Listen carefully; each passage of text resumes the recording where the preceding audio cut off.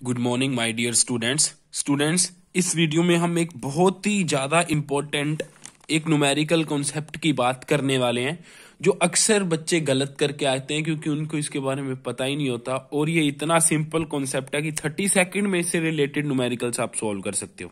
बहुत ही ज्यादा इजी है। देखो, हम रिफ्रैक्शन पढ़ रहे थे।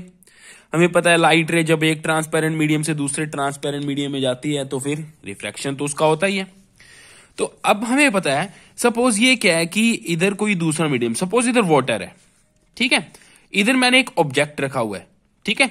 तो ये रिफ्रैक्शन के कारण क्या होगा, मैं बाहर से जब इसको देखूंगा ये मेरे को पूरा डेप्थ में ना दिख के थोड़ा सा ऊपर उठता हुआ दिखेगा, ठीक है। प्रैक्टिकली आप देख भी सकते हो कि हमें जो बकेट का बॉटम है उसकी जो एक्चुअल डेप्थ है उतना नहीं दिखाई देता, उससे थोड़ा सा ऊंचा सा दिखाई देता है। वो रिफ्रैक्शन के कारण होता है, वही हमको निकालना है, ठीक है। तो क्वेश्चन ऐसे आएगा कि हमको रियल डेप्थ गिवन होगी और हमको उसकी वो वाली डेप्थ निकालनी होगी जहां पे हमें उसकी इमेज दिख रही होगी। जैसे सपोज ये ओ है, ठीक है, ऑब्जेक्ट यहां पे पड़ा है, ठीक है, और ये डी ओ डेप्थ पे है, d o depth of object पे है, और इसकी इमेज हमें कहां दिख रही है, इसकी इमेज यहां पे दिख रही है।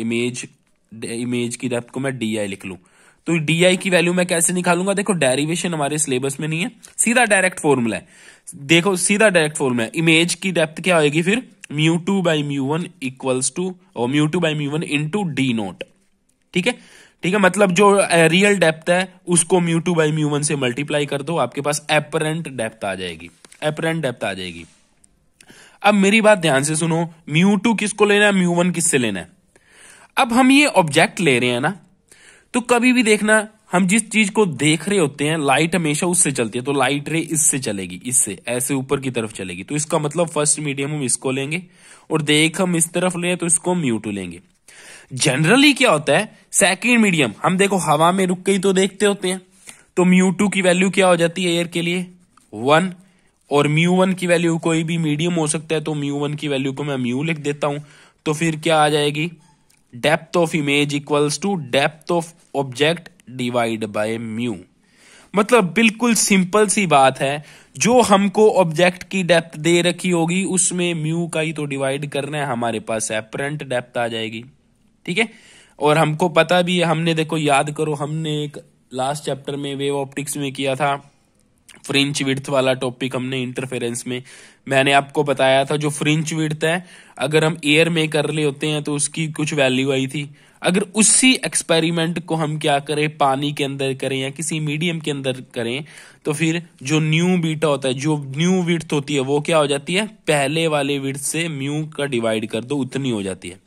वैसे ही बिल्कुल इसमें हो रहा है कि मीडियम, अगर मीडियम की प्रेजेंस है तो म्यू का डिवाइड कर दो, इसमें भी मीडियम की प्रेजेंस थी तो म्यू का डिवाइड कर दिया था। तो एनालॉजी बिल्कुल जैसी है, ठीक है। म्यू आ गया, म्यू डिवाइड में चला गया। अब एक क्वेश्चन कर लेते हैं इस पे। क्वेश्चन क्या है, ये देखो, ये बोल रहा है कि, और हाँ ये वाला जो हमारे पास है,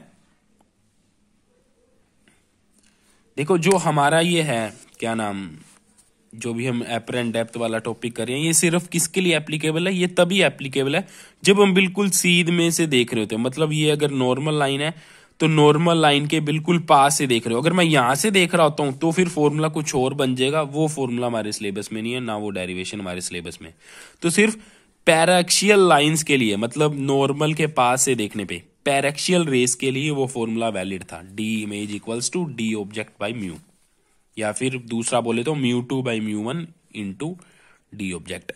अब देखो ये बोल रहा है, ये एयर है, ये ग्लास है, ग्लास का रिफ्रैक्टिव इंडेक्स 1.5 है, इधर फिश है, फिश को मैं बिल्कुल पैरेक्सियल रेस से देख रहा हूं या नॉर्मल के पास से देख रहा हूं, ठीक है, परपेंडिकुलरली देख रहा हूं। इसकी ओरिजिनल जो डेप्थ है एच नोट से दे रखी है 40 सेंटीमीटर। तो हमको ये फिश कहां पे दिखेगी, हमको ये फिश कहां पे दिखेगी, इसकी एपरेंट डेप्थ क्या होगी।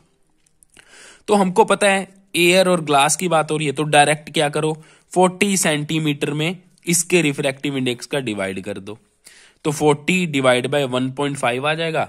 40 डिवाइड बाय 1.5 करोगे तो आपका आंसर कितना आ जाएगा, 26.7 सेंटीमीटर, 26.7 सेंटीमीटर। मतलब ये फिश है तो एक्चुअल में यहां पे हमें कहां दिखेगी, इससे यहां पे दिखेगी 26.7 सेंटीमीटर। अगर क्वेश्चन में ये पूछा था कि ये कितनी हाइट ऊपर दिखेगी एक्चुअल हाइट से, या कितनी डेप्थ ऊपर दिखेगी एक्चुअल डेप्थ से, तो हम क्या करते, ये हमारी रियल डेप्थ, ये हमारी एपरेंट डेप्थ, तो कितनी ऊपर दिख रही है, इतनी ऊपर दिख रही है, तो 40 में से 26.5 को माइनस कर देते, तो मैं ये बोल देता इसकी जो एपरेंट डेप्थ है ना वो एक्चुअल डेप्थ से 13.3 सेंटीमीटर कम है, मतलब ये फिश हमें एक्चुअल पोजीशन से 13.3 सेंटीमीटर ऊपर दिख रही है। तो ऐसे करके न्यूमेरिकल्स को टैकल करना है। अब नेक्स्ट में हम क्या करेंगे, जो टोटल इंटरनल रिफ्रैक्शन है उसकी कुछ एप्लीकेशंस हैं, ठीक है, जैसे डायमंड वगैरह हो गया, या फिर जो अपने को पता है इंटरनेट टेलीफोन्स लाइंस है वो किसके थ्रू हो रहा है, सारा कुछ ऑप्टिकल फाइबर में, ऑप्टिकल फाइबर पढ़ना है।